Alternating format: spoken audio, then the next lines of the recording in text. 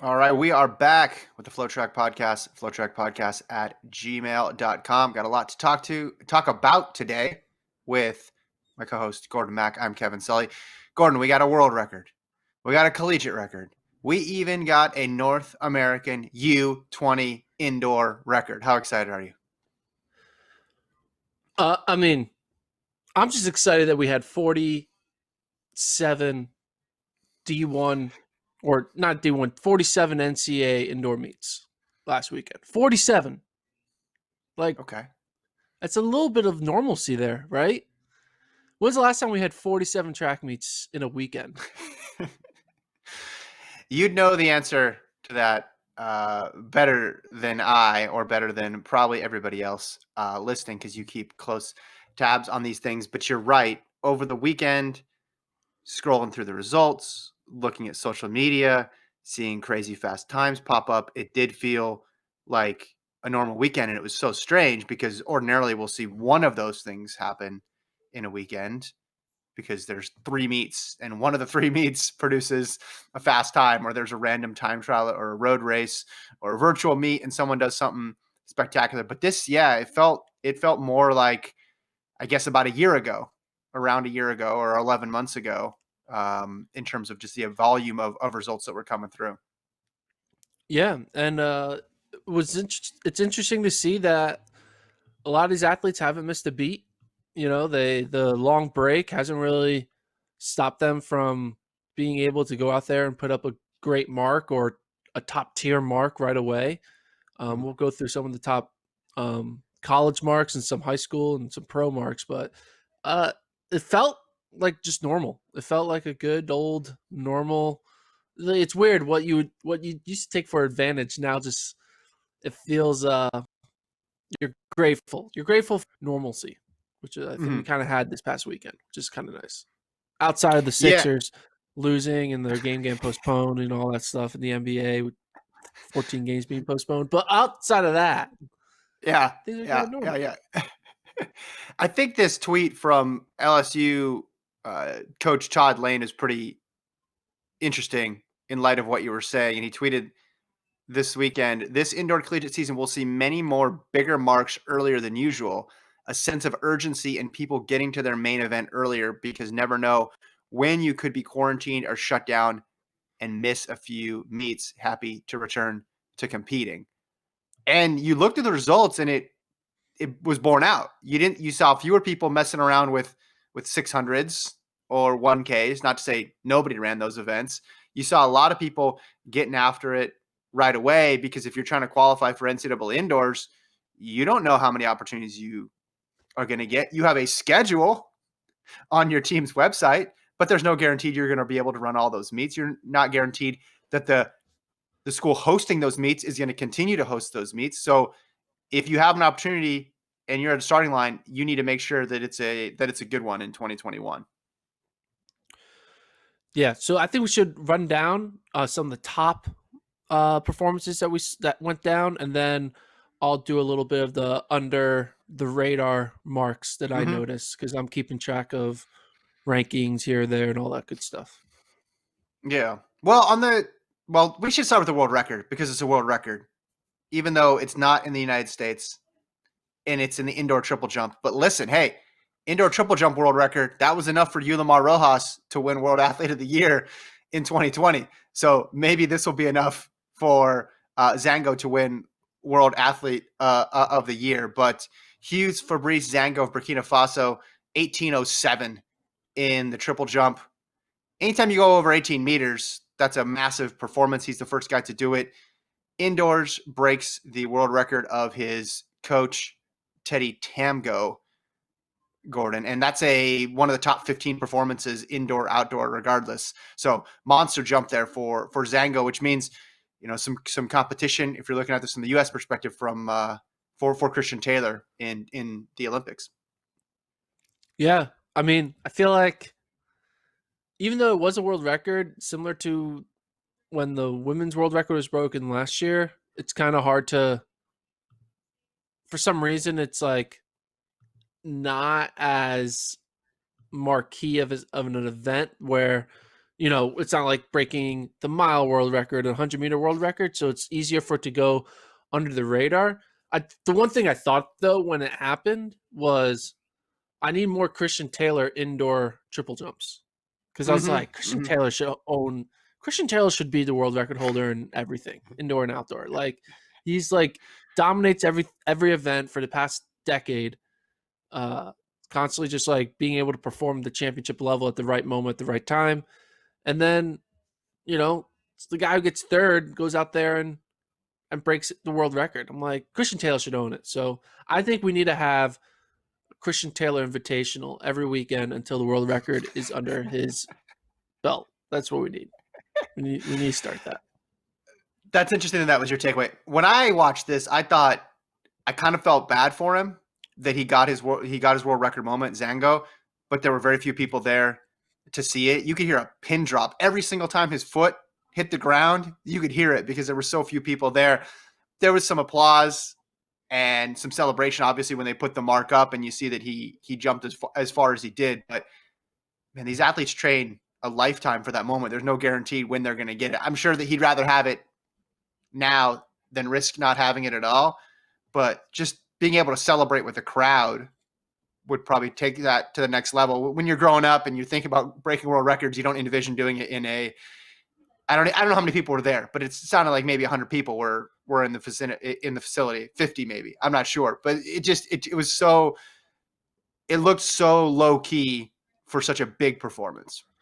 Hey, it's if it was a Bowerman track club record, it would be the perfect environment. They love Yeah, running exactly. in the middle of the woods, no one around, time trial where there's no competition. They love that. So it was a Yeah, very sorry, I don't mean to throw Bowerman on the bus like that, but you get the idea. I mean, that's yeah, yeah. track though sometimes. Track is all about like sometimes doing things un and like non championship style Right. fan environment type situations, and people are like used to having super low key meets. So I think the athletes are kind of used to it. They're used to having no one in the stadium. Like it's not like they're Hmm. expecting 18,000 people to show up to their indoor track meet the way 18,000 people show up to a Yeah, basketball game. So yeah, not 18,000, but a lot of this stuff looks like practice.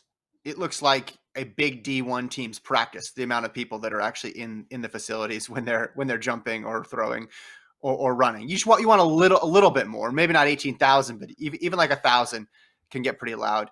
Um, let's just go down the list in terms of records. I guess. I mean, collegiate record obviously not as big as a world record, but let's talk about Casey Lightfoot real quickly before I move forward. At Baylor, you'd have thought since Mondo was at LSU for a year that he would have put the pole vault record like way out of reach, but it's now been broken twice since he was there. Nilsson and now Casey Lightfoot, who jumped 594 at the Texas Tech meet there, which I'm sure moved him to number one in your rankings if he wasn't there already. yeah. Uh well, Nielsen only has outdoor, so uh I'm thinking about the Olympic team, right? Because now you have Lightfoot, you have Nielsen. Mm-hmm. Like these two guys are going Kendricks. to come in, and you have Kendrick. So like that, the pole vault men's team is turning into one of the harder teams to make, which I think is kind of Mm-hmm. interesting. I mean, it could be like, hey, you need to vault like 590. Normally, like 580 would get you onto the team, but it might be like you need to vault 590 in order to get on the team. That's pretty wild. Mm-hmm. Uh, I mean, dare I say it? What if like Kendricks has a bad day and all of a sudden Sam Kendricks could miss because of just the depth that US is developing in the pole vault? I Right. don't. It's wild. And also, whenever a collegiate record gets broken multiple times by multiple people, it makes you wonder. Like, wait a minute, that's not normal. Like, collegiate records Yeah. should not Yeah. be Yeah. broken on a yearly basis by a different person, and it makes you think, oh, maybe we are trying to like the collegiate record was wrong. And by wrong I mean like we needed someone to come and like kind of re-elevate the competition, because I feel like a lot of Okay. times it's natural for, I mean, Carl Lewis talks about this with the horizontals, like the long jump. Like back in his day, like in the 80s, they're like jumping so much farther than they are jumping in the 2020s. And he's like, what's Yeah. happening? And like why they should be even better now. But I think it's just natural, especially in field events, to kind of only to compete up to your competition. And if the competition is on a down world, like not as elite as previous generations, you're not going to be motivated to, be you're not motivated to be better than the 80s. You're motivated to be better than the people who are above you at that moment. And I think Yeah. maybe it took someone like Mondo to come in and be like, hey, I'm a teenage sensation. I can do this in my sleep. I don't need to join the vault competition until everyone is eliminated and I can just do one vault blindfolded and I win. I feel Mhm. like the rest of the up and coming vaulters are like, wait a minute. Like that's someone shouldn't be that much better than us. Like we maybe he has two legs and two arms and a brain and two ears and a nose. We should be able to do that too if we put our mind to it. And I think Nielsen being able to beat Mondo outdoors was a sign. And now Lightfoot's like, hey, Nielsen is no different from me. Like I I train hard every day. I have a great coach, all this stuff. Why not me? And I think Mhm. it's starting to like kind of have a domino effect of these athletes being like, hey, it takes one to kind of show what is possible. It's like the breaking four effect, right? When Roger Bannister broke four, the following year, like 10 more people did it or something like that. I think we're in the same realm with pole vaulting. I think Mondo comes in and has a dominant freshman year, goes on to now have a dominant pro career in the during a pandemic where he breaks all the world records. I think people like Lightfoot and Nilsson see that and be like, hey, let's make vaulting over 590 normal and let's vault 6 meters at our peak, so Mhm. long-winded answer Mo- saying greatness begets greatness. Mondo's blindfolded pole vault does not get enough credit, I think. When you I look made that up. through a highlight. Oh, okay. Sorry. I thought he No, actually he did didn't it do because it. you said he. Okay. It would Well, be great if he did. then it gets the appropriate amount of credit then. Let's move to the middle distance. Athing Mu, Gordon, Texas A&M debut, runs a 201, number 5 NCAA all time. Won by about 8 seconds as well too. This was basically a time trial for Mo, and I think it just sort of cemented the fact that she's the NCAA favorite, which we shouldn't be surprised about, even though she is a freshman. Remember, she got 5th at USA's in 2019, and there weren't athletes in front of her that were going to be in the NCAA when she came to the NCAA. And last year's indoor season, Nia Akins was the big favorite, but she's gone pro. So I think it makes 100% sense. I don't think it's a hyperbolic statement just based on one big run here to say she's the NCAA favorite. I mean, 201 is her overall PR as well, too, 201.07. So she's in great shape right now. And I think she's the one to beat. She's already separated herself from the rest of the NCAA. And it only took one race at Texas A&M to do it. Yeah, I mean, the only athlete who kind of had the ability to be in the mix with a thing was Carly Thomas, who was a sophomore at Washington, but she is out with an injury. Yeah. So now, because she went 202 last year, so now with her out, the next best woman is going to be a 204 probably. And if you're running 201, you know, Yeah. then that Yeah. makes you Yeah. think, all right, we should. I mean, I'm sure Texas A&M coach is going to be thinking, all right, how can we strategically use her even better because we know she's going to win the 800 with her eyes closed backwards the way Mondo won the pole vault, right? So if you know you're 3 to 4 seconds better than the rest of the field, you can approach the 800 in a different realm because you know, like, hey, this isn't good. It's just. I mean, how do you approach? Let me ask you, how would you approach this race if you go into if she steps on that starting line and the next fastest girl has like a 205 PR Yeah. and you're a 201, like It's gonna be like Caster there. It's gonna be like Caster Semenya Yeah. at a Diamond League. It's like, I'm just better than Yeah. you. You guys can come for the ride, but I'm gonna win. I mean, Yeah.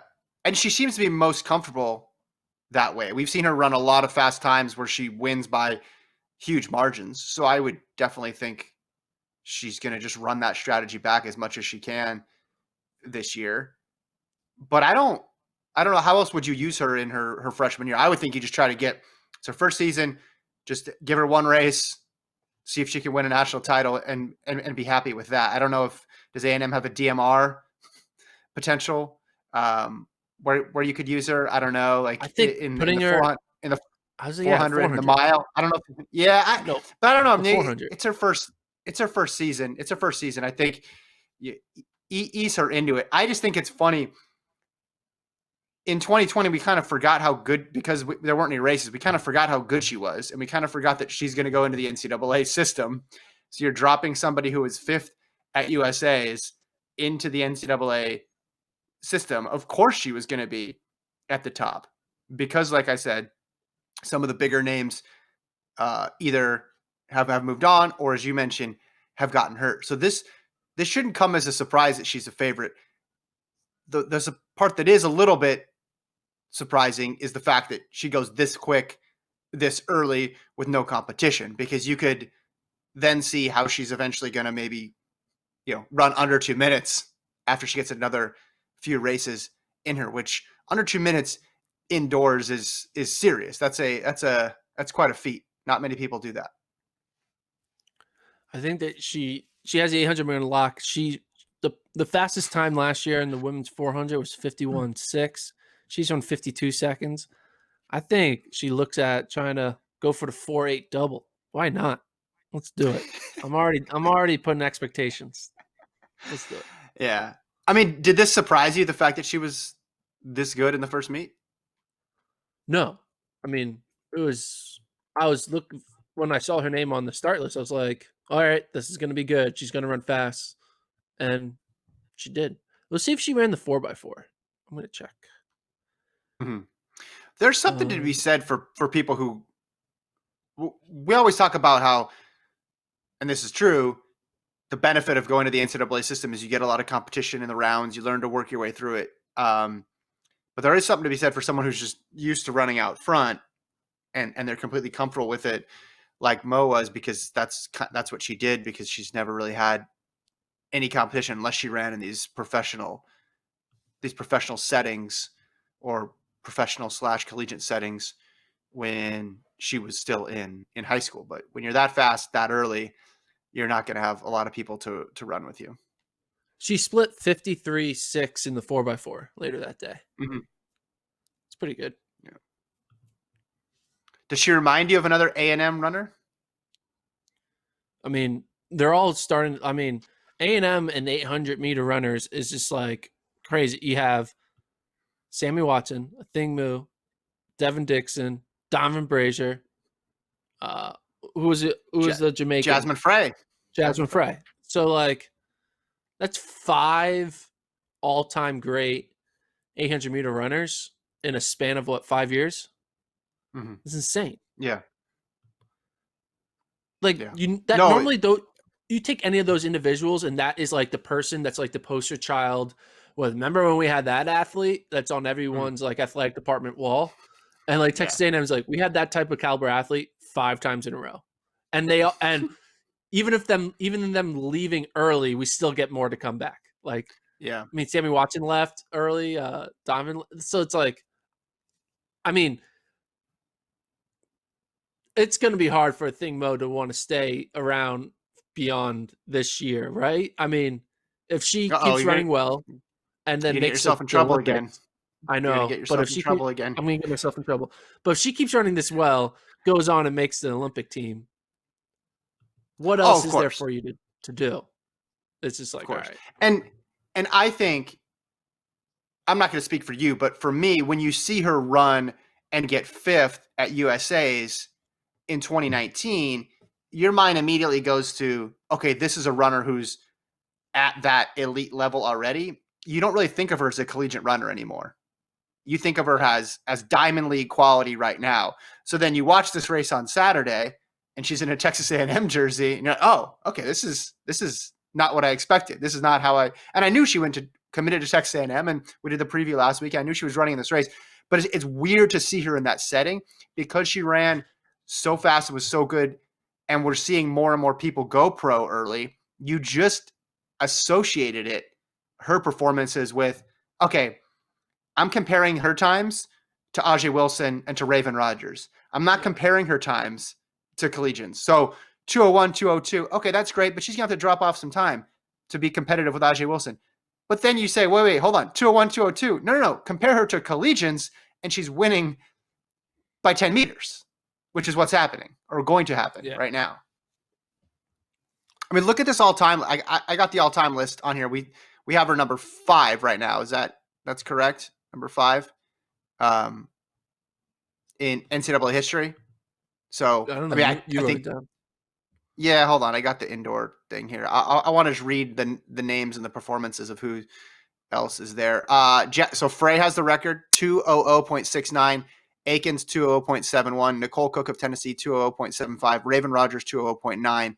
And then Mo, 201.07. So she only needs to knock off about 0.4 of a second to break Jasmine Frey's indoor collegiate record. Yeah, I think she's going to have a career like Mondo did freshman year. You go in, your goal is to break indoor, outdoor collegiate records and win indoors and outdoors. And they call it a day. Mm-hmm. That's what I think. That's what. And then 2 years later, have everybody break that same record because you've created a monster. Basically, yes, is what you're saying. Yes, exactly. I mean, 2 years later might come around because if this is a good transition, there was a high school competition where we saw a high school kid just run 202. So maybe we would see 2 years later seeing these collegiate records go down again because Juliet Whittaker, a junior, ran 202.97, number 3 all time.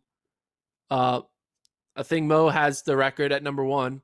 So in the same weekend where Athing Mu runs 201, a high schooler, junior, runs 202. What are your thoughts on that? I was primed for a fast performance because Nolan Jez was talking maybe sub 2.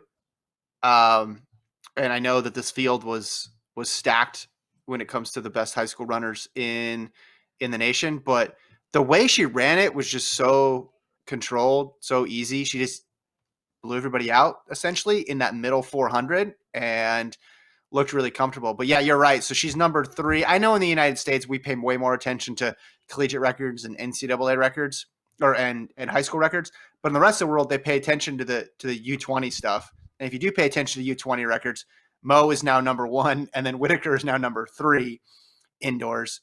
Yeah, just an incredible performance for her. Whittaker 202.07. I'm curious to see now where she goes from here, because high schoolers don't necessarily have a lot of opportunities to run in races this fast with this many people. But because she handled it with such ease, I think we could definitely see something. We could see another PR from her before the end of the year.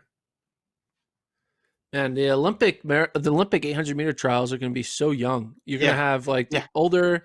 You're going to have Ajay Wilson and Raven Rogers up top, but then you're going to have Sammy Watson, Whittaker, Mo. It's just going to be so many high school, college, and post, just college age. Yeah, all in that Olympic final. It's going to be fun. Yeah, that was a big run for her, and that gets her a qualifier to the trials. Although I don't think that surprised anybody that she'd be able to qualify for the trials. So women's 800, going to be very interesting this year. Men's 800, I saw you flag this one. Taki Hadeli of Texas Tech, 145.98. That's number 10 NCAA all time, and the Algerian indoor record. Gordon, hey, don't forget that. Don't forget that. Don't forget about the Algerian indoor record. Does Algeria have an indoor track in their country? Well, they had Noureddin Morsali is Algerian, and he used to hold the 1500-meter world record? I think he did. I mean, he was big time. So they've had some big time runners come through Algeria. No, I'm talking about, has there been is there an actual track facility in their country? Oh, I don't have that information for you currently, but I could look at it. Let's see, Morsali. Let me see how fast he ran. Uh, he ran 327.37 in the 1500, number 10 all time. So I'm assuming he ran an 800 at some point, maybe not indoors. But anyway, tell us about Hadeli, graduate student yeah, now. He ran last year, but we never saw him at a championship. We just saw him at Big 12s. yeah, he's well. Here's the thing: his eligibility was he's a senior eligible indoor and he's a junior eligible outdoor. And before this race, I think the original plan was for him to redshirt indoors, so then he could do like a year outdoors and then come back next year and have senior, right? But I think that changed last minute. Speaking of that, these indoor races, none of it counts towards eligibility, right? I think it does. Isn't this a free No. season? I thought cross was a free season. I think winter's a free season as well. I think every season's free. I think you just go for it. I think we just see some 9th year seniors. I think this doesn't count. Anyway, but I think there was, maybe I'm wrong, but I think there was an original plan for him to to redshirt this, run unattached this season. But I think maybe Texas Tech looked at their team, saw all their sprinters during practice, and like, hey, let's go for it. He can get us big points in the 800, put him in a DMR. And hey, right now it's paying off. 145. He's the favorite with all the top 800-meter guys not coming back in indoor because they only have outdoor eligibility, like the Festus Legats, Isaiah Jewett, Devin Dixon, the other Iowa State guys. They're all not coming back till outdoor. I mean, he's going to be the heavy favorite now. I mean, Texas has a transfer from somewhere in Europe who's like a 146 guy, but hey, put down 145 right now in January. If he can hold up, that'll be hard to beat. We have yet, I mean, the 800 is kind of depleted because, again, all the top guys don't have indoor eligibility. So it'll be huge points for Texas Tech. One thing I did notice, though, is that his time did not get converted. So even though it was at altitude? So here's the thing. So the Texas Tech Corky Classic, run in Nelbeck. The 60s got converted to 0.02 seconds slower. The 200s did not get converted. The 400s did not get converted. The 800s got converted to being faster. So hold on. Okay. So they converted distance times 800 and up to be faster because you're doing it at altitude. And they converted the 60 to be slower, but the 200 and the 400 did not get converted. Is that new? That seems kind of weird to like skip 2 events and not convert them. No? What did it get converted as? So what's his new? The 800 got converted to 145.6. So it got converted by 0.3 faster. The 60 well, I mean, I guess gets if you're converted slower, but the 402 didn't get converted. Right. So I guess if you're on a continuum between fast and slow, maybe those 2 events are at the exact spot where they don't change them. But you know who would know this? That's the thing. Last year they changed them. Well, maybe the altitude went up. Maybe Lubbock got a little higher, or maybe it went a little lower. You know who would know this? Would be Lincoln, because he called Big 12s one year, and it was when Divine to do was run really fast. But then he had to figure out like where when he was trying to figure out qualifications, like what the time meant. And I know it was kind of giving him a headache. And then also the power went out that year, I think, too. So it was interesting time for Lincoln. Okay, I'm guessing he was one of your under the radar performances, but what other people did we not notice that we should be taking note of? Florida State's Keshawn James, who was really good 2 years ago, then had a bad outdoor 2019. He only ran once in 2020, was injured, comes out and runs the NCAA lead, 6:57 in the 60. Florida State They're back in it with all their sprinters. Another top time, Courtney Lindsay, Texas Tech guy. He ran a fast 60 and 200. So Texas Tech showing that they have the bodies to put together some top sprinter results. My dark horse pick to make the Olympic team in the 200 started well. Abby Steiner of Kentucky runs 22.8 NCAA lead. Mm-hmm. She's going to make the Olympic team. I'm predicting it right now. Can we wait on the NCAA lead stuff, though? Can we wait just like we want to wait on the world lead stuff? Yeah, okay. Yeah, I agree. You're right. You're right. I respect it. A D2 kid ran 4 flat. It's pretty good. Okay.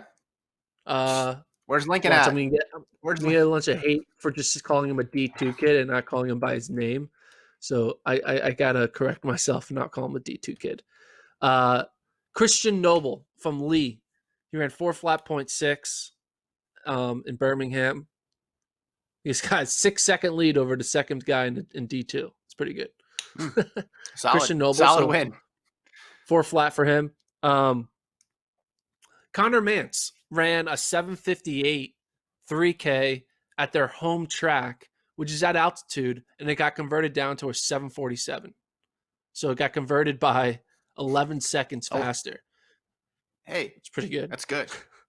That's good. But Connor Mance running a 3K this early, 7:47. Does that mean Connor might run the 3K at indoors? That's the big question we're going to have is like, who are these top distance guys going to do at indoors? Are they going to do the 5K, the 3K, the DMR? Or are they just doing the cross country? But I looked into it. Well, so if Mance runs to 7:47, BYU on their schedule, they're doing this. They're hosting. It's on their home track. They're doing like 2 or 3 more of these. So BYU is basically going to be creating their own time trials to get their top guys to get top 16 marks. It looks like that's their plan. How many times do you think Mike Smith's text at Icestone? Nice indoor track you got there. Be a shame if you let me come and run with you. Yeah. Is it available for everybody or is it just room for like five more guys with really long hair? Is that not? Is it closed on Sundays or is there an opening? I come in, no one will be there on Sunday. I could just come run my own little meet. What if I bring a novelty check? Can I bring a comically large novelty check for an entry fee and allow you to let me run on that track? Look, if we're taking what Todd Lane said in that tweet seriously, which I think we should, there's no accidents in what races people decide to run. So if Mance is running a 3K, I think he's trying to get a 3K qualifier because I think he's going to try to run the 3K at NCAAs. And good sign for obviously BYU, but also a good sign just for him because he's had some health issues in the past year. So I think we should really we should pay attention to what people are running and assume if they're running it that their intention is to run it all season or culminate with that race at NCAAs if they qualify. That's what I think. Yeah, I mean, there's no reason to run. Yeah, there's no like.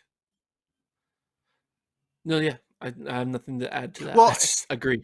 If he's got, if they have, you said 3 other meets on tap in Provo, that gives them the flexibility to. Yeah, so that gives them the flexibility to run a 5,000 and then see where people at in terms of qualifying and then make a decision for that. I'm not saying it means they're not going to have the option to scratch because maybe he gets in the 5 and then he wants to do cross country as well too. So he does the 5,000 on that Friday, doesn't run the 3K to get an extra day of rest and then runs cross country. That could be an option, but there might be people who take the 3K spot, but then don't run it. They're like, if they feel good, they run it. If they're like, oh, that 5K was not, I needed some rest for the cross country meet, and then they scratch the 3K. So we could have a 3K race where like 5 of them scratch and there's only like 10 people in the field or something. Are you saying, did you just float the possibility of an honest effort rule controversy that spans 2 championships? I think you just did. Yes. And that is my dream because I've long been a fan of the honest effort rule. So to see it impact 2 championships over the course of 2 days, I'd be in heaven, Gordon. It would just be amazing. Yeah, you could take spots. You could take spots. I mean, who are you hurting? It's like, I mean, yeah, I mean, it would suck for like the kid who's like, just I want to go, and Connor Manson's like, I know I'm not going to run it, but I'm going to take the spot anyway. But yeah, I think I could see that Well, happening. what if you I could. what if NAU, according to your theory, they're in the hunt for the team title indoors, but they have guys who are 17th, 18th, 19th or something on the list, but then they get blocked out by BYU. Yeah. It could make a difference, couldn't it? Or even the option that NAU's trying to, right? And in order for it to work, they need to do well in the 5, and the 5 doesn't Yeah. go as planned, and they know like there's no way we're gonna win now. So let's save our bodies for cross, right? There could be that type of situation too. Who's in it? Who's in it for the team title? You mentioned Florida State. You mentioned Texas Tech. I'm guessing it's those two and Arkansas. And like, what's the short list right now? So I don't know if I should reveal this. I have been working on rankings. I've been working on. Well, just them. tell me who's in the tier. Tell me who's in the tier. Yeah. Okay, hold on. I'm bringing them up at the. You don't need to read the actual list. Here's the thing about the rankings. I don't know how to rank the mile, 3K, 5K, and DMR.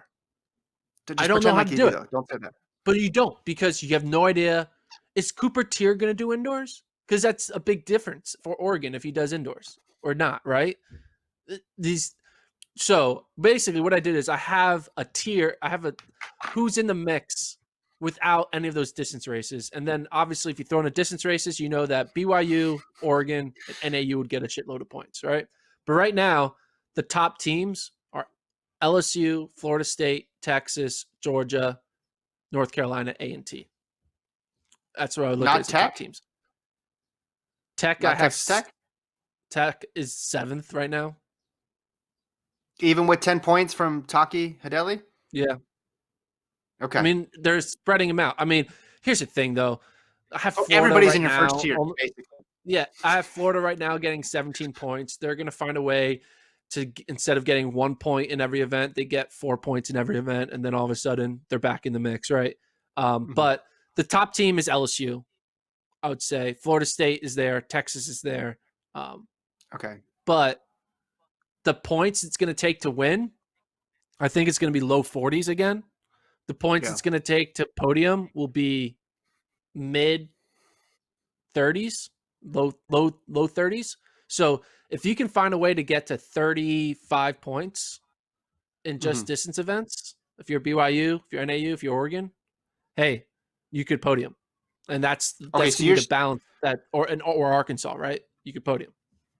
You're saying top tier LSU, Texas, Florida State, but Oregon, NAU, BYU could factor in. And Arkansas. And Arkansas, depending on the distance races. So there's those 7. Correct. You also mentioned Georgia as well, too, Florida.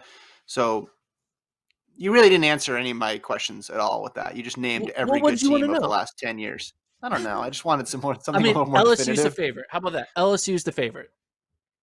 LSU's the favorite. Why are you thinking people aren't going to run indoors? Why would you think Cooper Tier wouldn't run indoors?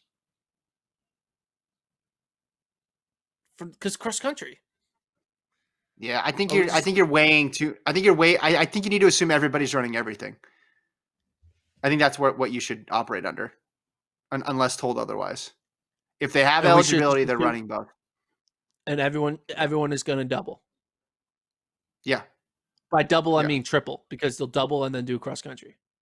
Or triple might mean quadruple if you get the Oliver Hoare Award this year, which means Gordon thought your team was going to win. So you have like the Yair Nagus like, is he going to care about is he once again not going to run the mile and do the DMR instead, right? I think he's 1,000% going to run the DMR, and I think he'll try to run cross country. Now you're right. Yeah. Maybe we don't know about the 3K. I think everybody's going to be so jacked to run that they're going to want to run a bunch of stuff. And you might be off. Like, there might be 1 or 2 people who end up pulling out, but I think as a whole, I think you won't. That's a good rule. You won't go wrong by just assuming everybody's going to run as they normally would. Do And you then if think people like tell you Wesley? otherwise, Do you think like Wesley Kiptoo of Iowa State? You think he's going to do the 5-3 in cross country? yeah, yeah, because he Yeah. could win the 5-3 in cross country. So why would you not? Why would you not do that? Again, Okay. they may decide that a different strategy is what works for them.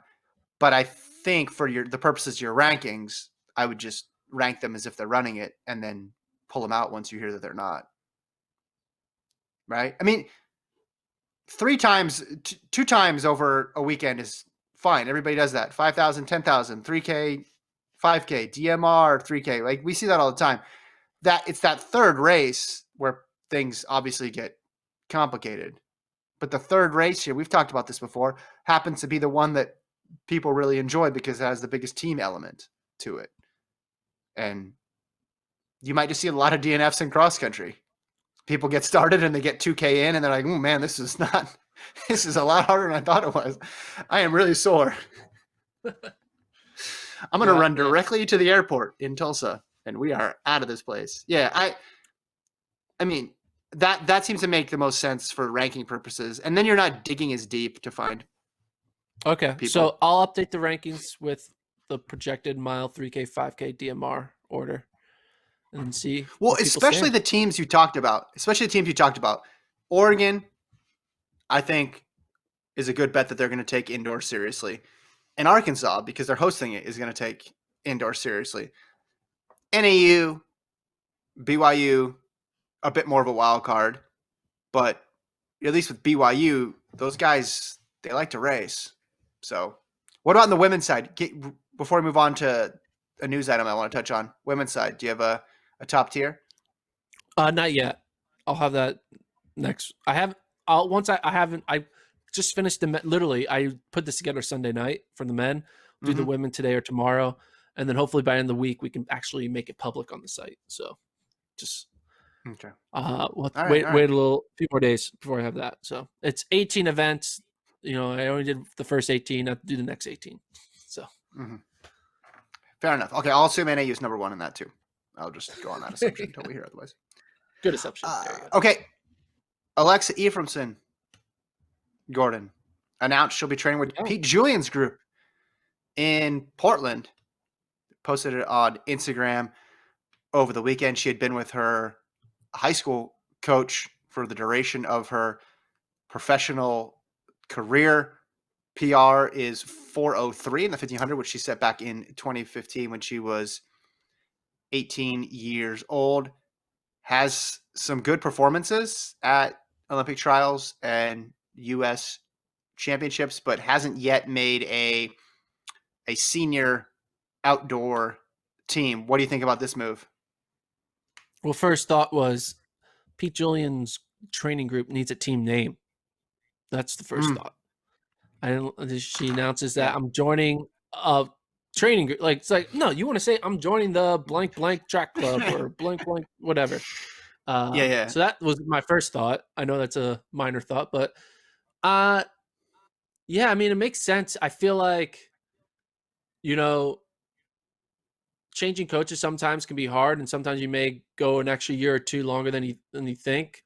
I just feel like it was time. I think she kind of had the stagnation of like I said, she won 403 at 18, and then at age 23 or 22, she's running 404. Right? Not that she got worse, but she's just like staying in the same realm and had yet to like make that big breakthrough to become a 359 runner. And I think having training partners is gonna like do wonders for her. I don't think she's ever had a training partner before. I mean, it was just her and the coach, and I think now that she's mature, now that she's not like a fragile like young like high schooler like trying to figure everything out. I feel like she's now like just like a normal adult that's like she's 24. She knows how to take care. She knows how to like there's like you go through a lot of maturity. I remember when the way you are in 18 versus 24 is very different, and I think she's probably at a mindset now where the running is more normalized to her. She's more Mm-hmm. like comfortable in the environment. She's not just like the new kid who's looking up at all the stars around her. She is like just one of the ladies on the starting line, and I think she's she'll be fine. And I think maybe there was a thought that like you throw an 18-year-old into a pro training group and the 18-year-old is overwhelmed and like just can't handle it. And it's like, I mean, you saw what Mary Kane has mentioned about like being like a kid and surrounded by these pros and like all the like there's a lot of like social, you know, Mhm. I'm not sure what the word is, but like it's not normal for an 18-year-old to just be like all of a sudden be a training partner with a 30-year-old, right? It's kind of you're looking at your two different worlds, but they're being forced to be together. I think now that she's like a mature adult, 24, she'll be able to handle a training group very differently, and I think it's going to improve her. And I think Pete Julian's freaking good coach. See what Diamond's doing. Raven Rogers is going to be doing well. You see Shannon Roberry, like post pregnancy, Mhm. like running out of her mind. I think she's going to run well, and I think if Pete Julian is able to turn her into what she can become, we talk about the 1500 field being hard to make. If all of a sudden Alexa Mhm. is running four flat, Mhm. we're like, shit, who's making the team, right? Because you thought it Yeah. was hard to make it already, but now if Alexa is, you just got to expect Pete Julian isn't going to take on an athlete unless he thinks that he or she is top 3 in the U.S. So Mhm. I think. it was a long-winded way of saying I think it's good, and I think she's going to get better, and I think she'll probably be. I'll say it right now, she'll run 3:59 within the next 18 months. Mhm. Well, the fact you're right. She stayed at that same 403, 404 time for a while, which proves she can hit that time. But she didn't backslide at all. She stayed. She stayed right there. So then you add in the training partners. You add in the new coaching philosophy, which that in and of itself, just making things fresh, spicing things up a bit after all those years, has got to be worth some time. Here's another name that you didn't mention when you're talking about Julian's group that had a big breakthrough: Jessica Hall. Look at what she did Yeah, over the yeah, last couple of years from her time at Oregon. She transformed and went up an entirely different level. So I think Julian, he's got that 800 and 1500 distance pretty well figured out. We'll see what happens with Raven Rogers in her first championship season with Julian. But yeah, I think it's only going to help her.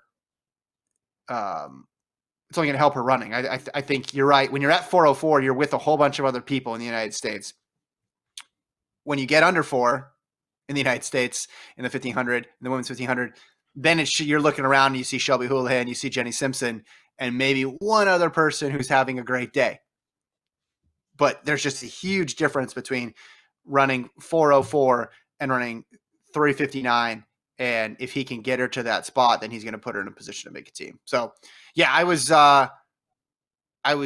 it made sense. Like she's lived in she went to high school that way. So it made sense from a geographic perspective, and just she's been there that long. She's been running with Nike. It made sense. Yeah, man, the time flies though. Like when I look back, I was like 2015 is when she ran that 403. It seems like did not seem that long ago. And then you look at these, sixth in 2016, fifth in 2017. I think so much of our attention is always on the 3 who make the team, and we oftentimes just forget about 4, 5, 6, 7, the 8. order. Like they're Yeah, just yeah. So you're like, oh wow, she was there, she was in the mix, but there's just so many women concentrated in that area. yeah. I think if it's May and Alexa is running for like 402 Mm-hmm. in May, watch out. If she runs 402 in May of 2021, she might make the team. Mm-hmm. That's my prediction. That's like the sign of whether what Pete has done the past 6 months is working. If she goes out and Mm-hmm. runs like a sub 403. That's what I Yeah, think. I think oftentimes you see that little bump too. They join a new group and there's just new confidence because they're doing different things, and they hear different types of feedback, and a lot of it is psychological at that level because the margins are so small, and that can for attribute to a short-term improvement for sure. But yeah, something to watch. Um, no doubt. That's all the news. That's all the. Were there any other races you wanted to talk about over the weekend? Anything else pop up? No, I mean there were other fast 300s that kind of went under the radar. A high school kid ran like a 32-second 300. Mm-hmm. Ja'Cory Patterson ran another fast 300. I know we gave 300 a lot of love for Clemson last week, but a week later, I feel like that mark is now It's like timing, man. It's it's timing. You got to do it it's when no like one else does anything. it's like the sixth best time now run. It was like world Yeah. number one. What is it right now? Actually, that'll be actually an interesting thing to. Are you really gonna look up the world lead of the 300? That's Yeah. impressive that you're What do you think it chasing is? that down.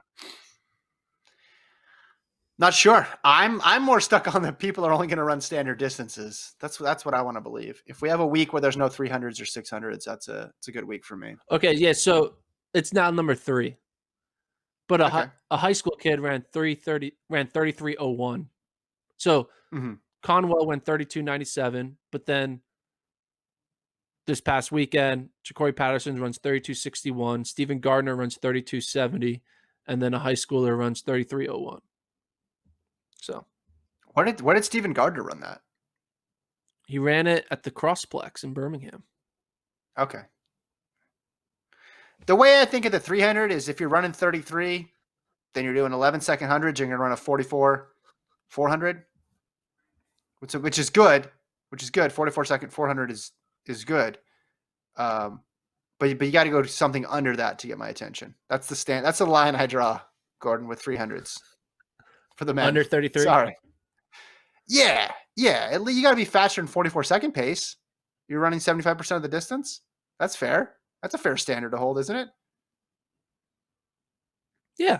Or here's an idea: just run a 400 or a 200. That's a better one. Let's just do that. It's 2021. No off distances. All right. FloTrackPodcast@gmail.com. Thanks to Alon for producing. Thanks to Gordon for co-hosting. We'll be back tomorrow. No, we'll be back Wednesday. Sorry. 3 days a week now. See you guys.